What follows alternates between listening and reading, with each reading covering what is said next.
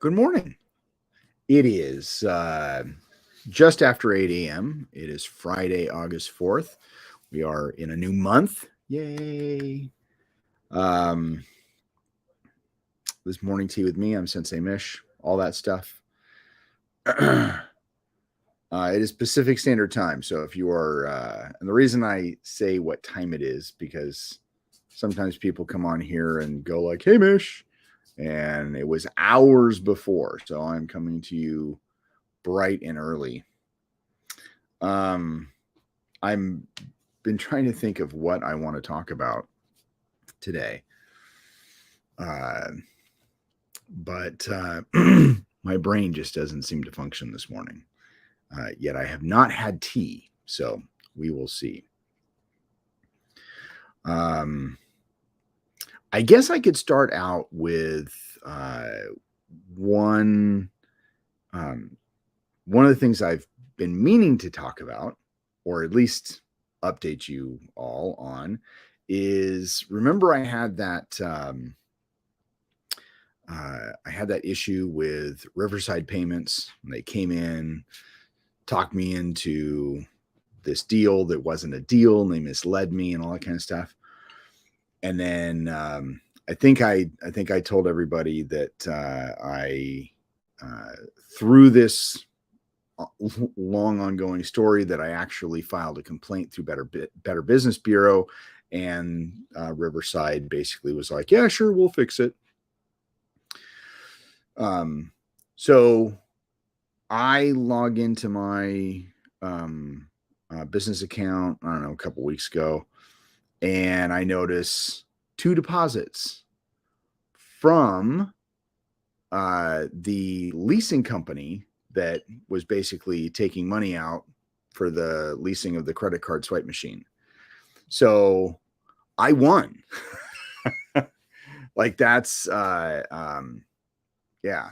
So I feel really good about that. Lisa said something about how she thinks she saw a letter from the leasing company in some of the mail, but we get so much junk mail that it just kind of gets set aside. So so I haven't I don't know, I haven't seen it, but I did see my money return, which is pretty cool. So so yeah, which means I'm out of a non-cancelable contract that that I was misled to. Anyway, it basically proves that if you are diligent and you stand up for yourself, that you will you get your way, you win in the end. Good morning, Rob. How are you, sir? So there you go. And I think that's the first thing that comes to mind, because I had my buddy Carl came over yesterday, and after his classes and after my classes, we were he came over for something completely unrelated, but we're swapping stories, and I was like, oh, did I tell you the Riverside payment story? And so he had not heard it, so I told him, and because that's always something I'm always on here. It's like, oh, I want to. Is there something else that I should say? What else? So let's just do that. Got that out of the way.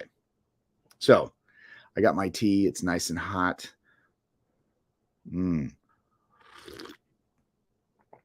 Oh, that's good. Let's see. So going through the news, for those of you who don't know, and PivotShare is it's less than 30 days now, but PivotShare is going away. We got an email a little while back saying that PivotShare was going to be closing its doors in 30 days, and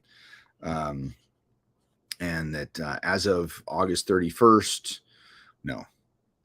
as of July 31st, or maybe just the 1st of August, they were going to basically cancel everybody's membership to stuff. And the reason that's relevant is not that I had an account on there that made any money at all. I was kind of tinkering with it on my side, but Bram actually we had a library of his older videos there. So, and I had made an announcement in the CSSD concept group. So that we would basically be moving all of his library to the Bram Frank Modular Training website. So I have been in the process of uploading all that to a video host and then setting up a page for that. So video host that we use is Vimeo. Been using that for a while. But we can only upload like 20 gigabytes a week. And I think in the first day, like I uploaded 20 gigabytes. And then I couldn't remember when his week recycled. So it was actually yesterday. So or last night, I should say. So I uploaded probably another 6 gigabytes worth of information. And then I found some other video that I compiled really quick. So I'm still not finished. I'll probably end up finish uploading a bunch of stuff and then have to wait another week. So, but there will be a subscription service on there on his BramFrankModularTraining.com. So if you want access to his video library, not all the videos, but most of like his vintage videos and some of the other stuff that maybe a couple of his first training camps, like the ones that I held, and then some others. So I don't know. We'll see. So all that's being built right now. Good morning, Jason. Good morning. So yeah, so that's kind of that's what's going on there. Let's see.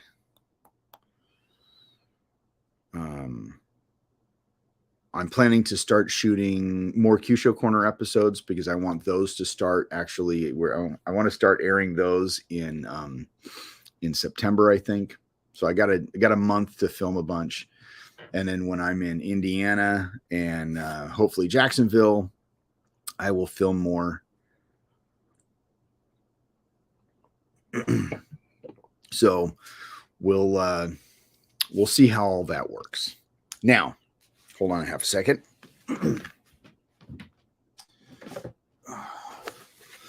We are finished with Jim's book.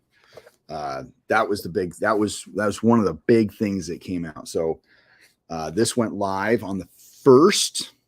All of the pre-orders went out, and so they are in the process of being, I guess, printed and then shipped. So, but if you want it now, you can always go to Amazon and get it off Amazon.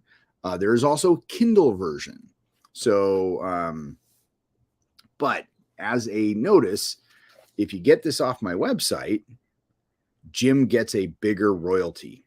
And so some people were like, "Ooh, we just want to wait until it's out." Cause I always do a little, it was $20 to begin with. It's actually 25, for the whole book. And this book that I'm holding is actually probably 10 or 15 pages shorter than the actual book. So, but yeah, so it's a pretty cool book. It's going to be, I really enjoyed putting it together.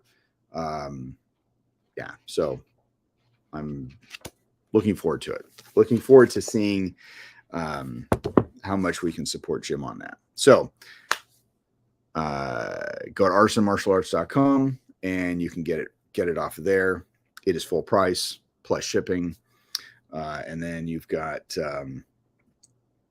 or if you can't wait and you want it right now, you can go to Amazon. Actually, if you go to the Artisan website, there is actually a link to the paperback page and the Kindle page if you want to get it on Kindle. So, or you get it on both, whichever you choose. So,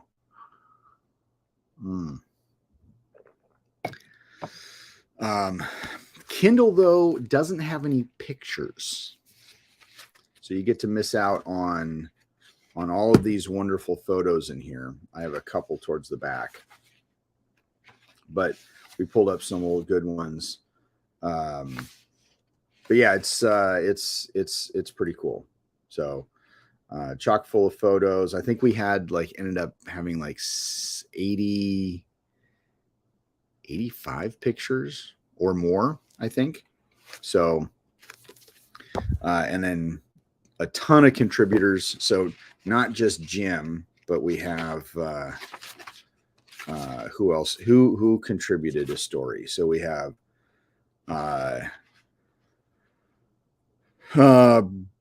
Dwayne Bushknotter.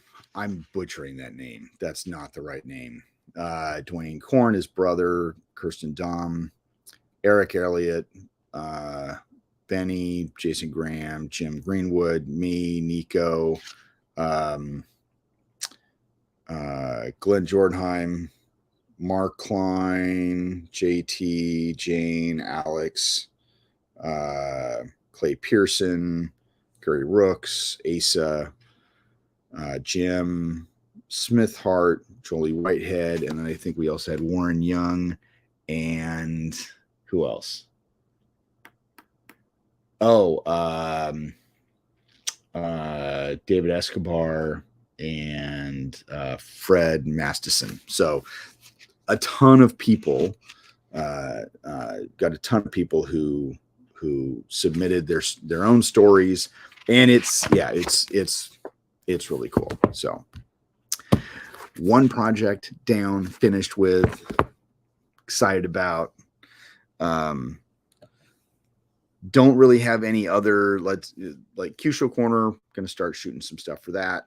Got, let's see. And then my Arnis curriculum, going to shoot some more curriculum videos. So we'll do that. Let's see what else.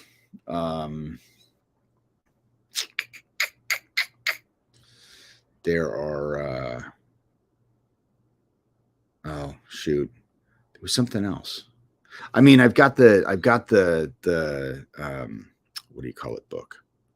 The alphabet book, the kids' alphabet book. But I haven't gotten any new pictures from that, so I'm still waiting for those. But I've seen some of the potentials upcoming, so it's going to be just going to be amazing. I'm really looking forward to seeing it. But nothing major on the horizon from me. What is it? There was something else. Oh, I did. So I have this bonsai tree, a bonsai Lego tree that I made that, I bought it, I don't know how long ago. And so, basically it was like, hey, you should really put that together. And I wanted to put it together and film it at the same time. And I just didn't. It just didn't happen time-wise. And so essentially my wife and my daughter threatened me, mainly my daughter, that if I didn't, she would. And I knew that she would, because she's a little, poopy head. And so I took the time, filmed it, put it on TikTok. I think I shared it on Facebook. It was actually kind of fun. So anyway, so I did that, got that on there. working on a modular lightsaber program that's kind of swimming around in my head. I haven't written anything down, but I might shoot some quick little TikTok videos on that. Yeah, I don't know. I'm just kind of rambling. But did anyone see Star Trek the musical on Thursday, yesterday? Not going to give a lot away. It is a musical. It received a ton of crap even before it came out, knowing that it was actually a musical. People compared it to the Buffy the Vampire Slayer episode that was a musical that I guess was successfully pulled off. I never really watched the TV show.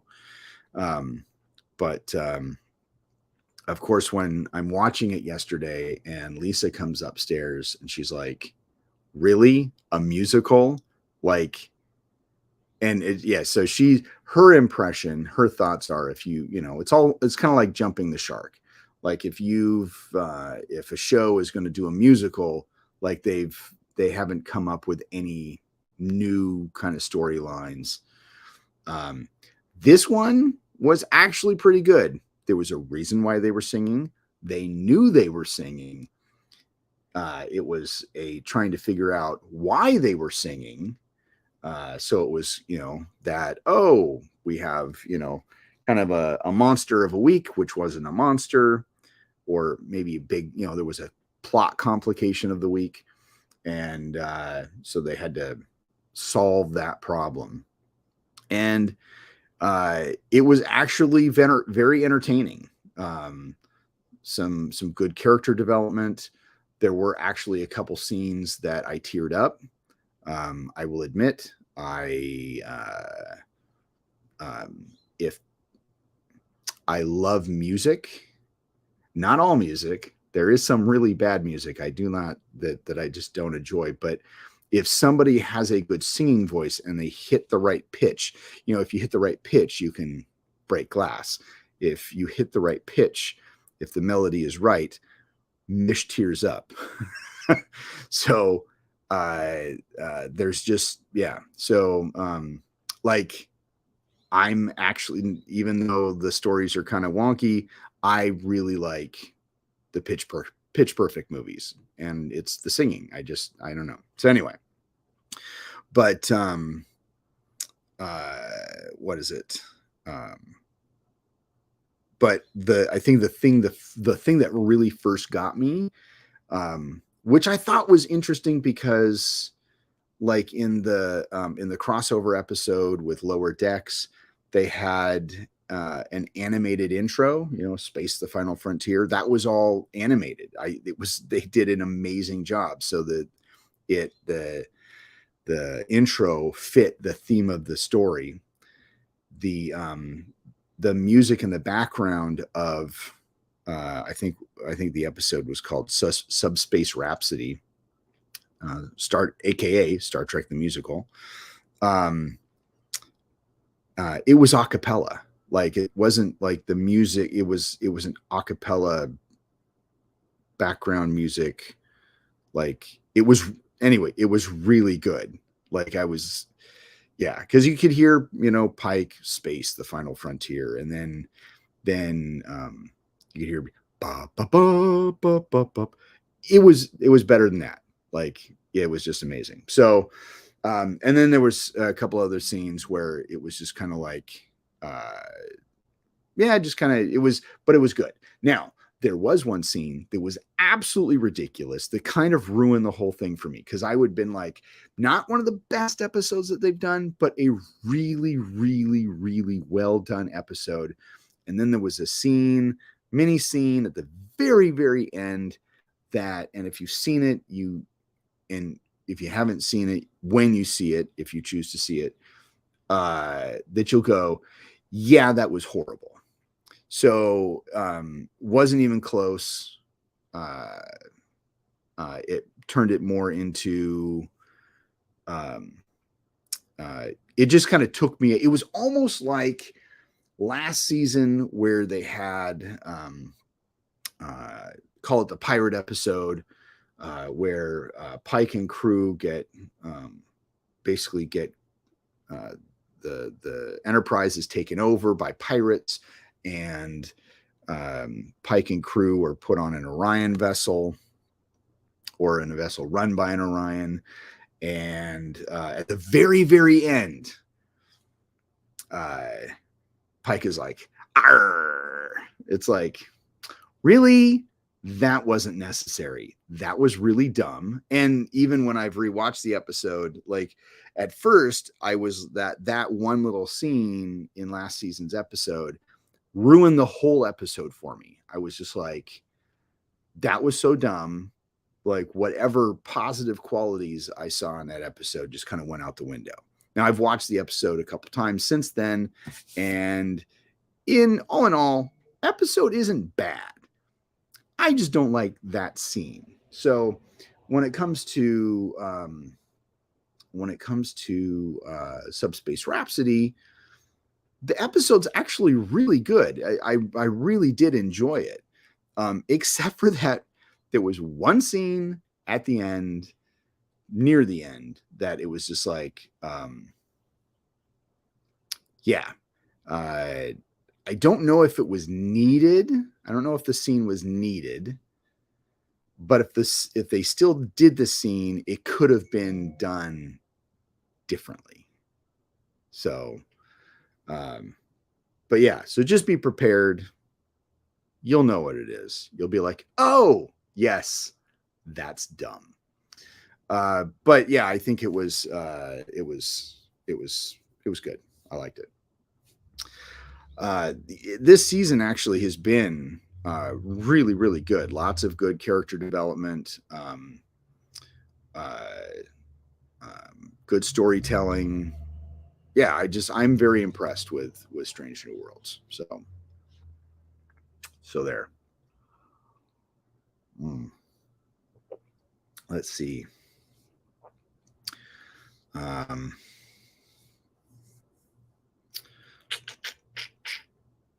Trying to think of something. There was something else I was going to say.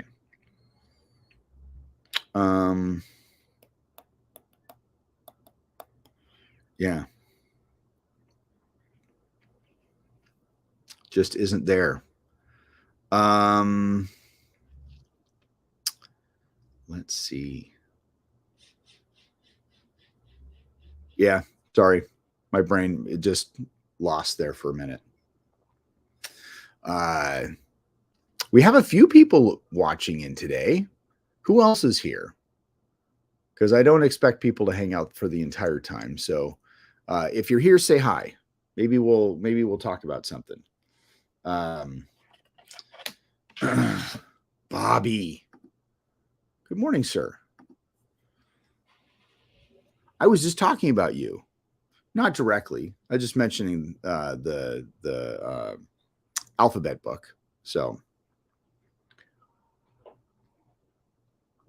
oh, of course, I mention. Hey, who's here? And then people disappear. Back up to 4. I figured you were still here. You said you raised your hand, or was that a fist thing earlier? Yes. Yeah. Oh, and that's another thing. I finally finished all the video editing for Bram's Camp.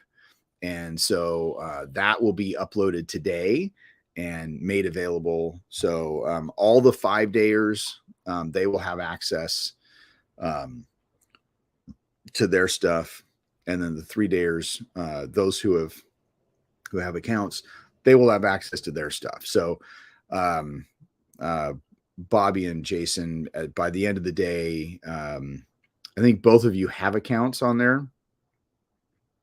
Because I think Jason, I saw yours come through a while ago, or after the camp sometime. Anyway, so I have that.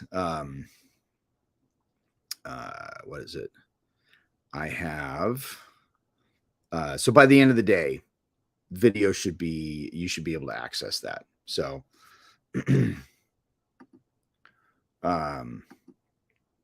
Yeah. Yes. Fantastic. And as promised, because of course Bram was on mic when when I was doing that, when I was showing that stuff with Jason May and Ed in Marysville, I did a bad voiceover. And I didn't purposely make it bad. I'm just saying it was bad voiceover, but I tried. So that is all the videos there. So it should be, it's pretty cool. So, yeah. Oh, okay. So anybody who watched the, what is it called? The crossover episode with Lower Decks. Okay. Another fantastic episode. It actually dropped early. It was dropped. So like,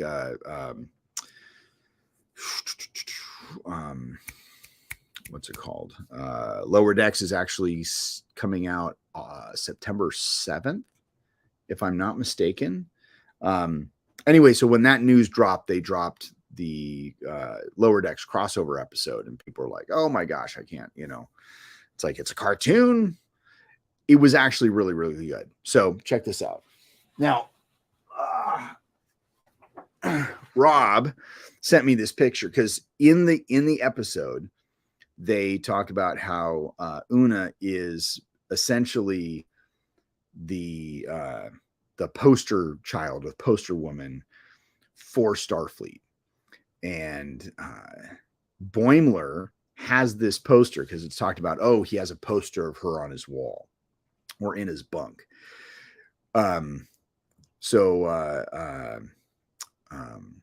Rob sent me a picture, and it's not exactly like the one, but it is inspired by it. But it's basically this. There you go. Ad Astra per Aspera, joined Starfleet. So he didn't send me this. He sent me the image and was like, this would be so cool if, like, he says, I would want this framed for my office. Just sending me the picture. So I put it in the publisher and made it at 11 by 17. And first I had it printed at FedEx to see how well it transferred.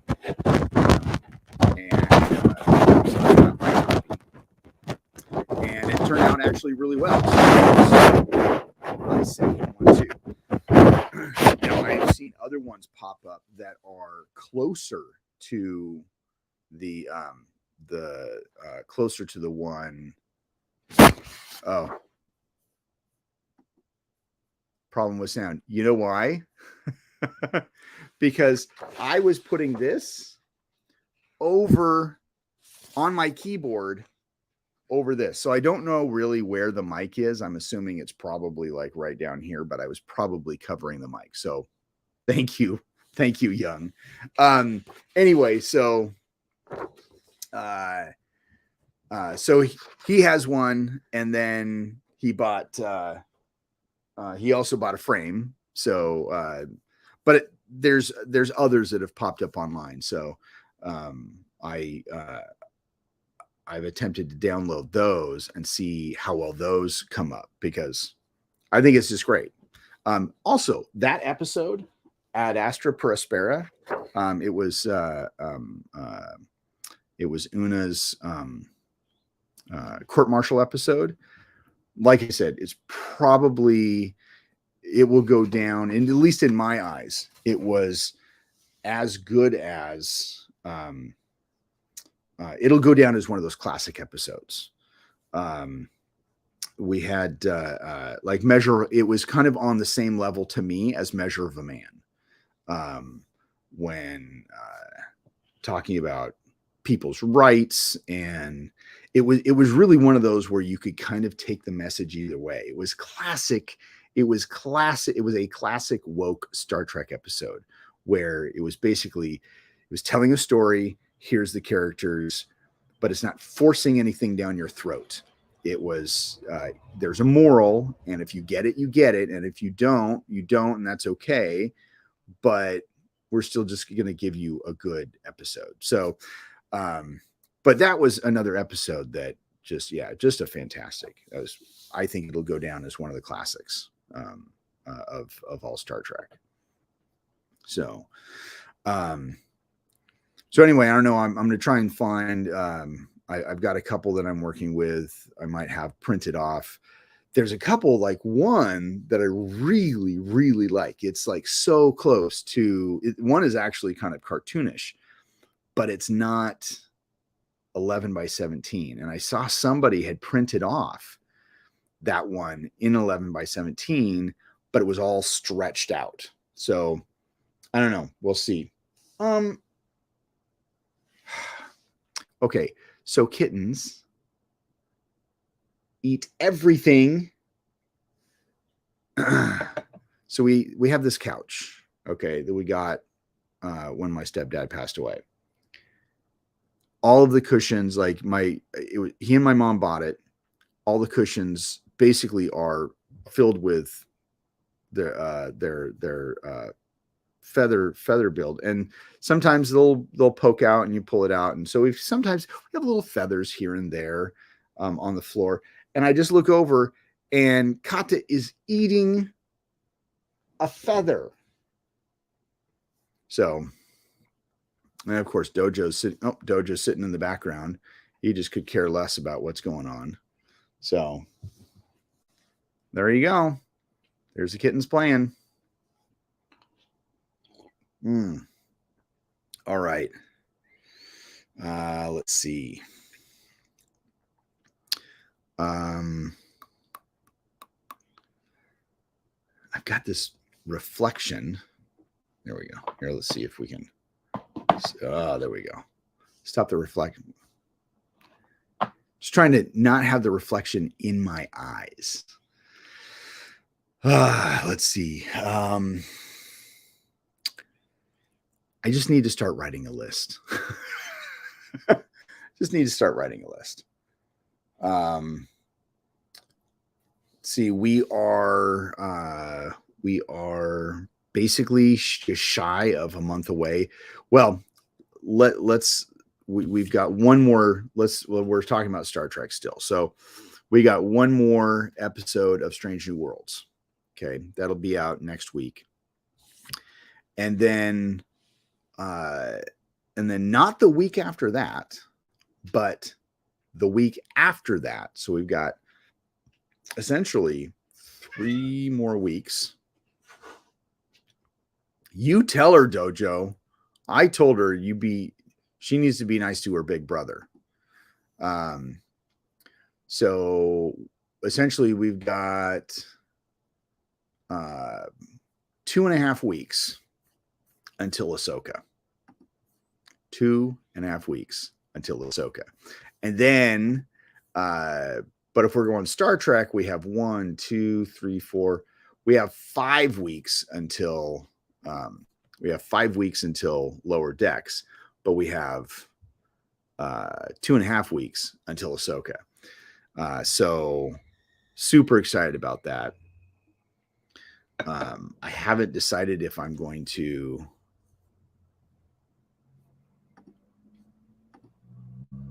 Oh, you're off to train. Okay, sir. See you later. But yeah, so really looking forward to that. And then I guess I have not read anything on it. I've just seen little blurbs pop up that season 4 of Mandalorian is apparently canceled, or but not necessarily canceled. They've decided to make it into a movie. So I remember Dave Filoni saying that his Star Wars movie was going to be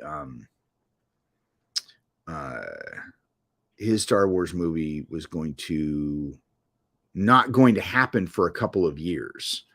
and that he still wanted to do a couple more seasons of Mandalorian, and then basically it was his movie was going to be all of the like Book of Boba Fett and Ahsoka and Mandalorian all kind of coming together.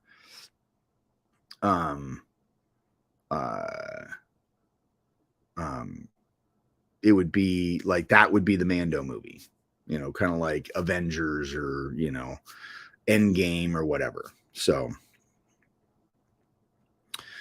but yeah, that's just, yeah. But what is it? So I don't know. I haven't read anything on it. I've just seen blurbs. Okay. So Young says, when you switch to martial arts, what would be your go-to self-defense pressure point knockout? Ooh.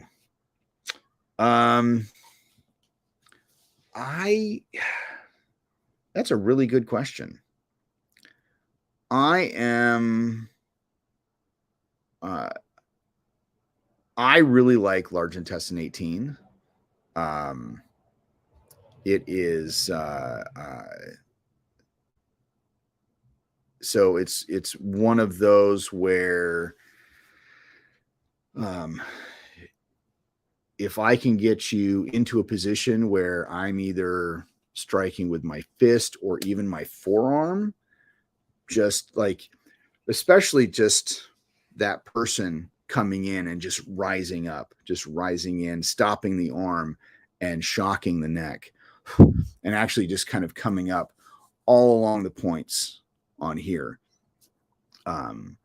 It's simple, gross motor skill based. There's when it comes to, you can parry and strike. Gotta run. I'm still. Oh, yay. Okay. All right, Jason. But it's one of those where I don't know. That's just it. It's and I think even working on getting into modular, probably get with you next week. Yeah, just let me know.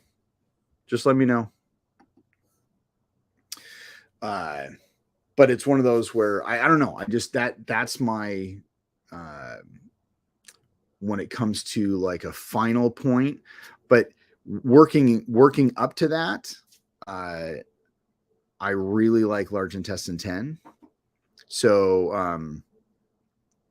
and in fact, one of the things that I've been trying to work on are applications. Like when it comes to self-defense applications from the kata, I'm trying to work on ones that are what do you call it?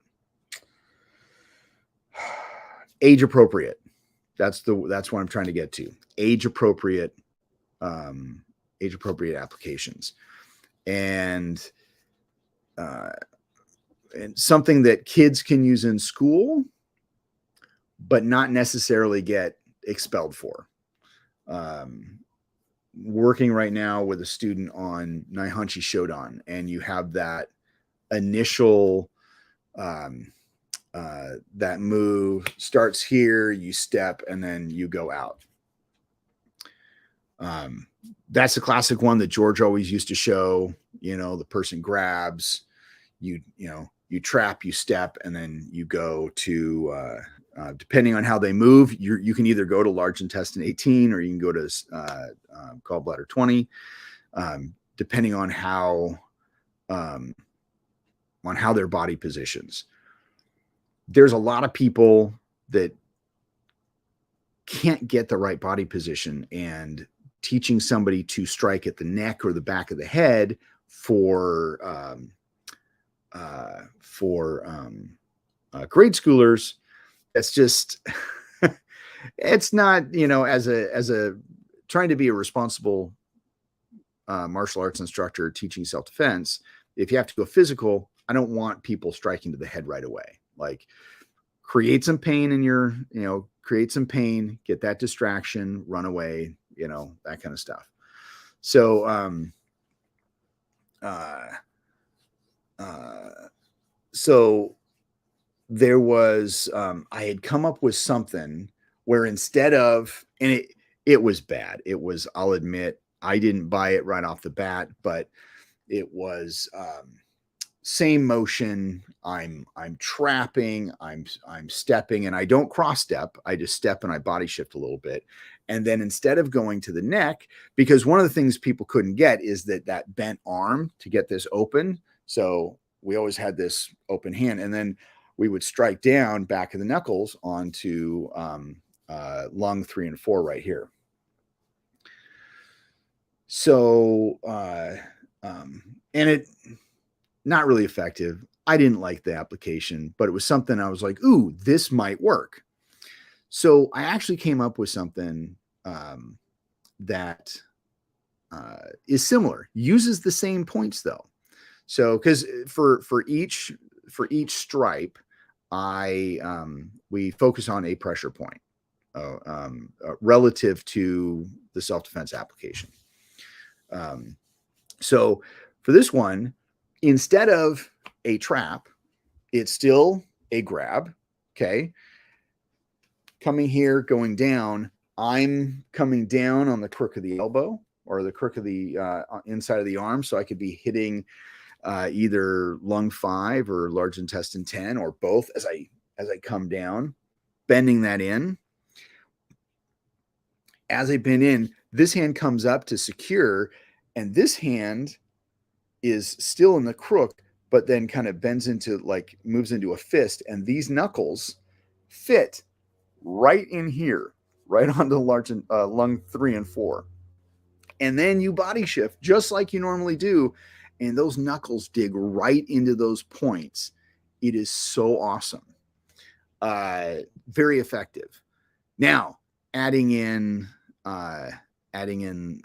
large intestine 18 to this, because you can body shift. So you're still moving and doing this, come down. You can still, once you get them moved, because they're going to move away a little bit, boom, you just raise this up and forearm them right. Either hammer fist them or hit them with the knuckle right on large intestine 18, or just power forearm, just like that blunt force trauma right to the neck. And you've still got that move. So it's like, okay, well, what application am I going to teach? I will just teach, to the kids, it'll be, break the structure of the arm, get the fist in there, body shift. So you get those knuckles in there. And then, and of course, if they're still holding on, or if they raise that fist, then you can, boom, go to the neck. But most of the time, I get the person going, ow, letting go and running away. So it's like, at what point, it's like, okay, well, here's your first, and then there's your follow-up if you need it. So anyway, that's something I came up with just the other day, trying to think of, and in fact, I was actually working with a student. It just kind of popped in there. I was like, oh, I could do this. And of course, he didn't really like the 3 and 4. Then I did it on Alexa to see if it would work on her. She didn't like the 3 and 4. In fact, getting to that large intestine 18, that's not even like, I didn't even think of that. I just thought of, how do we get that, that pain response release, but bringing large intestine 18, you could totally pull that out and smack that. Because it's simple. It's just, it's there, and you don't really have to think about it, because, you're there already. Yeah. Age appropriate. Yes. We deal with that a lot. Sente Greg gets a little intense sometimes. Yeah, I thought it was a cool episode, or cool application. So, So I think that's going to be probably, I could probably make that just the default application that I teach for that level. And then you would have, what is it called? Making it age appropriate. You would just teach the kids just to turn and body shift and get those knuckles in there, and then maybe even swing their arm down to get the release. Okay. Or you can make it step by step where you have here, that's the release, like boom. And if they hit it hard enough, you get the release. If it's like, oh, they're still holding on, capture, turn, and then at least for the adults, oh, they're still holding on, bam. So it could totally be 3 levels, a 3-level application. So anyway, practice that. Go play.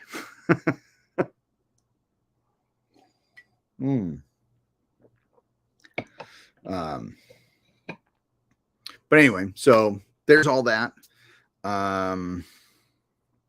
Let's see. Yeah. I'm just trying to think of other things. I mean, there's so many things you could do with large intestine 18. I think that's one of my favorite. And that's going to the neck. But I guess it all depends on how you would, on how the defense would be. Like coming in, boom, you got the peri on the inside. Even the peri to the outside, coming down, there's another Naihanchi. But if it's like that really close in, that person pulls you up to, be like, hey, let me, I want you to smell the onions on my breath. Stomach 25, right down, points right next to the belly button. Boom.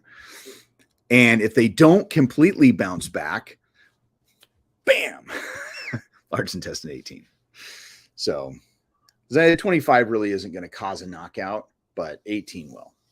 So, or at least get them, when you look at not necessarily knockout, but if you look at it as an incapacitation, you can have the dizzy all the way to snoring on the floor like Ed Lake. So yeah. So there you go.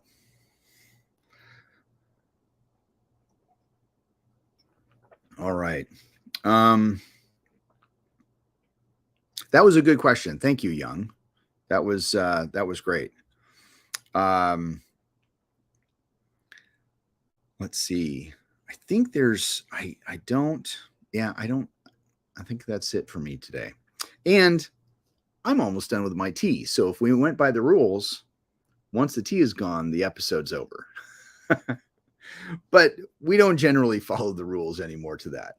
Oh, and did you know, and I can't remember exactly what day this was. I was going through, I have over 100 morning tea episodes. And it was really easy because when I first started doing my morning tea, it was every day. Like I was coming on here and every single day, somebody was listening to me or nobody. I think there were, of course, a couple times where the little eyeball stayed at 0 all the time. But yeah, so we, so that of course helped. But yeah, I mean, I've been doing this for well over a year. Started out every day, and then I actually took like a month off. I think it took like a month or 2 off.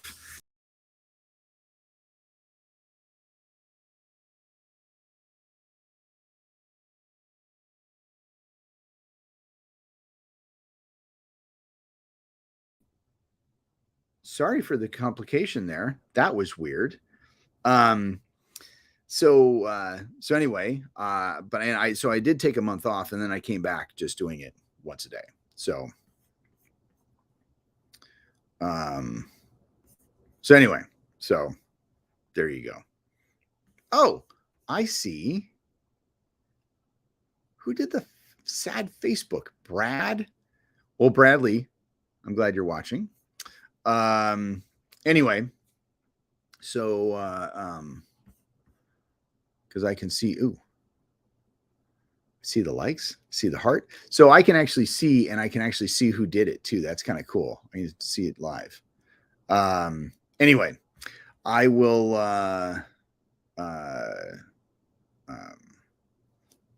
I will see y'all later. So thank you all for tuning in.